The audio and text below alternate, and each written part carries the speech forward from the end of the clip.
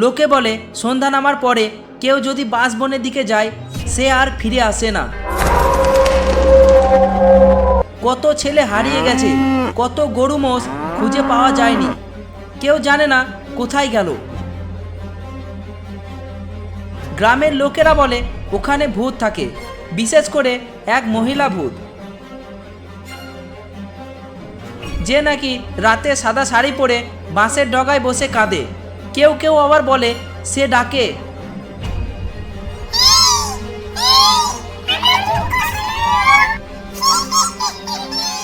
ও মাগো, এই যে ডাইনি, তাড়াতাড়ি পালাতে হবে এখান থেকে।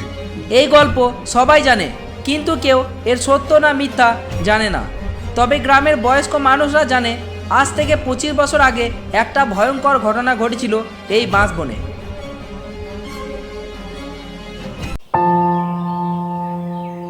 ললিনপুর একটুখানি ছোট্ট গ্রাম, আর মাটির বাড়ি, মানুষজন সোজা সাপটা, গরিব কিন্তু পরিশ্রমী।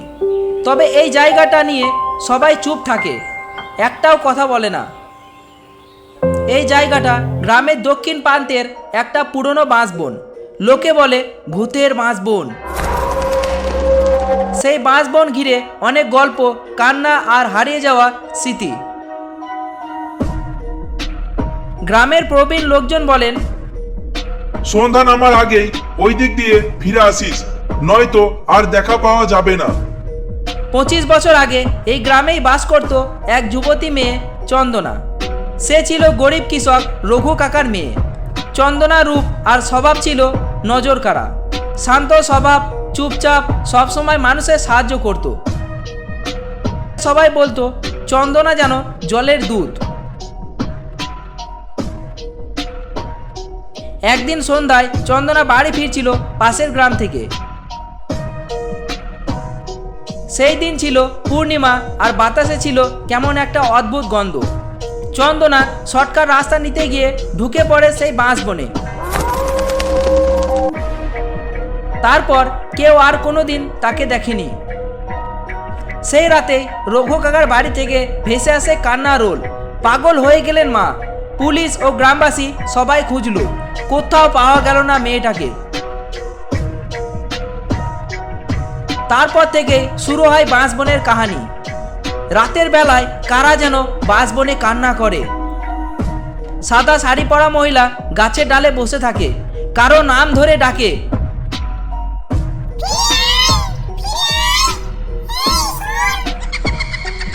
শোনা যায় কেউ সেই আওয়াজ শুনে এগিয়ে গেলে নিখোঁজ।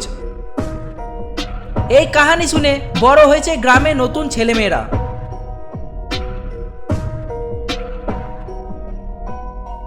তাদের মধ্যে একজন হলো নয়ন, 13 বছরের সাহসী আর কৌতূহলী ছেলে। স্কুলে ভালো পড়ে, তবে ভূতের গল্পে অসম্ভব আগ্রহ। নয়ন সবসময় বলে, ভূত বলে কিছু নেই, সব মনের কল্পনা। নয়নের বাবা বিনোদ চাষা খুব কড়া মানুষ। ছেলেকে প্রায় বলেন, ওই বাঁশবনের ধারে গেলে ঠ্যাং ভেঙে দেবো তোর। কিন্তু নয়ন থামে না। সে ঠিক করে সে নিজেই দেখবে ভূত আসে কিনা। তার সবচেয়ে ভালো বন্ধু টুনটুনি, এক দুষ্টু মিষ্টি মেয়ে। দুজন মিলে ঠিক করে পূর্ণিমা রাতে আমরা বাঁশবনে যাব, দেখি কি আছে ওখানে।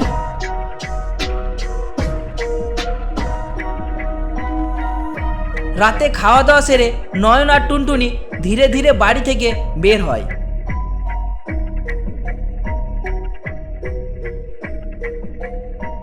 গ্রামের রাস্তা পেরিয়ে তারা যখন বাঁশবনের ধারে পৌঁছায়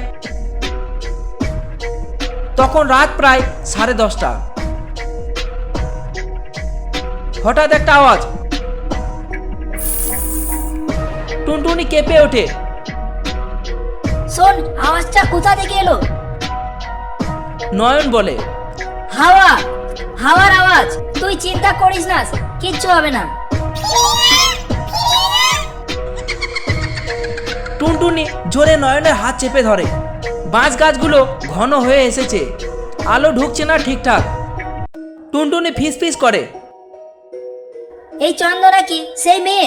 নয়ন মাথা নাড়ে, হ্যাঁ, হয়তো এখানেই শেষ হয়েছিল তার পথ। এ কি ভূত! তারা ঘুরে দাঁড়ায়, কিন্তু বাঁশবনের রাস্তাটা কোথাও যেন হারিয়ে গেছে। হঠাৎ তাদের সামনে এক নারী ছায়া, সাদা শাড়ি, চুল এলোমেলো, চোখ জলজল করছে। টুনটুনি চিৎকার করে, ভূত ভূত! তোমরা আমার দুঃখ শোনো, ফিরে যেও না তোমরা। সব নিস্তব্ধ, শুধু বাঁশ পাতা নড়ে ওঠা